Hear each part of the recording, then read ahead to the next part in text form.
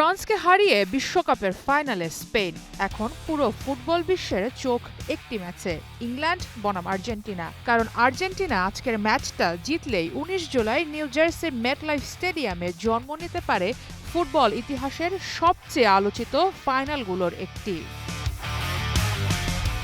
সেই ফাইনালটা শুধু স্পেন বনাম আর্জেন্টিনা নয়, এটা হবে দুই প্রজন্মের, দুই যুগের, দুই প্রতীকের মুখোমুখি লড়াই। এক পাশে ৮ বারের ব্যালন ডিওর জয়ী লিওনেল মেসি, অন্য পাশে বিশ্ব ফুটবলের নতুন বিস্ময় লামিনে ইয়ামাল।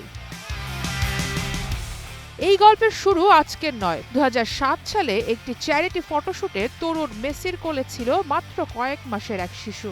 সেই শিশুই আজকের লামিনে ইয়ামাল। একটা ছবি যা ছিল তখন সাধারণ একটি মুহূর্ত, কিন্তু সময়ের সাথে সেটি পরিণত হয়েছে ফুটবল ইতিহাসের সবচেয়ে প্রতীকী ছবিগুলোর একটিতে। ১৭ বছর পর সেই শিশুই দাঁড়িয়ে আছে বিশ্বকাপ জয়ের দুয়ারে। আর ভাগ্য যদি চায় তবে তার সামনেই দাঁড়াবেন সেই মানুষটি যাকে দেখে ফুটবল শিখেছেন, যিনি ছিলেন তার প্রথম নায়ক। তাই তো মেসির বিপক্ষেই ফাইনালটা খেলতে চান ইয়ামাল। কিন্তু মাঠে আবেগের জায়গা নেই। মেসি এখনো আর্জেন্টিনার সবচেয়ে বড় অস্ত্র। বড় ম্যাচে তার সিদ্ধান্ত, পাস, ফ্রি-কিক কিংবা মুহূর্ত তৈরি করার ক্ষমতা এখনো প্রতিপক্ষের সবচেয়ে বড় দুশ্চিন্তা। বিনিয়োগ হোক বিশ্বস্ত, আমার পছন্দ সল্ট বে। বিশ্ব চ্যাম্পিয়ন আর্জেন্টিনাও জানে নকআউট ফুটবলে অভিজ্ঞতার কোনো বিকল্পও নেই। অন্যদিকে স্পেন খেলছে সম্পূর্ণ ভিন্ন ছন্দে।